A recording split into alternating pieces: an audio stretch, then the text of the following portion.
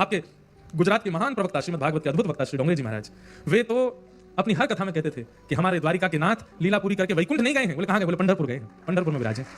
और वहां ठाकुर जी ऐसे खड़े हैं। ऐसा कह दिया जाए तो इसमें कोई अतिशयोक्ति नहीं कि सतयुग त्रेता द्वापर युगों में प्रकट हुए भगवानों में जो अंतिम स्वरूप है ठाकुर जी का वो यही है।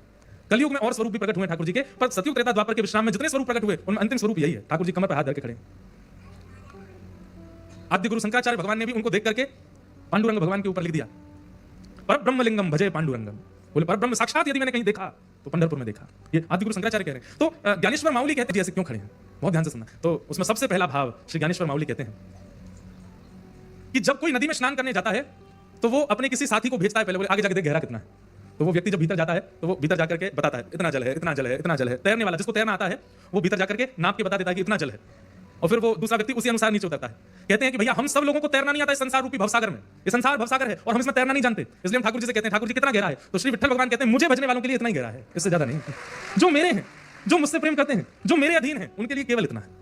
बाकियों के लिए इससे ऊपर हो सकता है, पर जो मेरे सामने खड़े हैं, जो मुझे देख रहे हैं, मेरा दर्शन कर रहे हैं, उनके लिए इतना ही है। तो पहला भाव, कितना सुंदर भाव। दूसरा भाव, ठाकुर जी प्रतीक्षा में खड़े।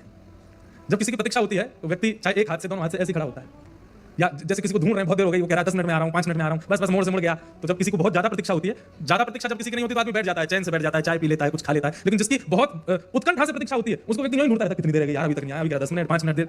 तो मानो श्री पंडरीनाथ भगवान प्रतीक्षा में खड़े हैं, और जब हम सामने जाते हैं तो ठाकुर जी मानो कहते हैं आ गया, मैं कब से प्रतीक्षा कर रहा था, मैं तेरे लिए ही तो खड़ा हूं कमर पे हाथ धर के, तू कब आएगा। तेने 28 साल लगा दिए मेरे पास आने में, तेने 25 साल लगा दिए, तेने 20 साल लगा दिए। तो प्रतीक्षा में ठाकुर जी खड़े। किसकी प्रतीक्षा में? मेरी और आपकी प्रतीक्षा में खड़े हैं। हम वहां घंटों लाइन में लगकर के जब पंडरीनाथ भगवान के सामने जाते हैं तो पंडरीनाथ भगवान मानो कह उठते हैं, बोले तू तो भैया 2 घंटा लाइन में लग गया, मैं तो 2000 वर्ष से यूं ही खड़ा हूं, तेरे काजे मैं तो 2000 वर्षों से ऐसे ही खड़ा हूं। तो प्रतीक्षा की भावना। और तीसरी भावना मुझे बहुत प्रिय लगती है, वैसे तो सारी भावना प्रिय हैं, पर ज्ञानेश्वर माउली कहते हैं तीसरी भावना। बोले क्या? आपकी किसी से लड़ाई हो गई बाहर, आपने लड़ाई तो कर ली, लेकिन जब लड़ाई हुई तो पता चला सामने वाला आपसे ज्यादा बलवान, वो जब आप पर आक्रमण करने आया तो आप अब ढूंढ रहे हो मैं कहां जाऊं, कैसे बचूं। तो बच्चों में लड़ाई हो जाती है तो सामने वाला बच्चा ज्यादा बलवान होता है, तो वो दूसरा वाला बच्चा मैया को ही खोजता है अपनी, मेरी मम्मी कहां, पिताजी नहीं, मम्मी ही बचाएगी। वो मम्मी के पास जाता, बचाओ बचाओ बचाओ बचाओ। तो मां क्या करती है? तुरंत छोटे वाले को लेकर अपने पीछे खड़ा करती है, सामने खड़ी हो जाती है, क्या बात है।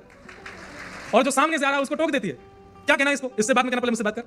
तो ऐसे ही संसार की पीड़ा, संसार के कष्ट, संसार का भय, संसार की दुख दारिद्र, ये सबसे हम भिड़ तो जाते हैं, लेकिन बाद में पता चलता है हमसे ज्यादा बलवान है।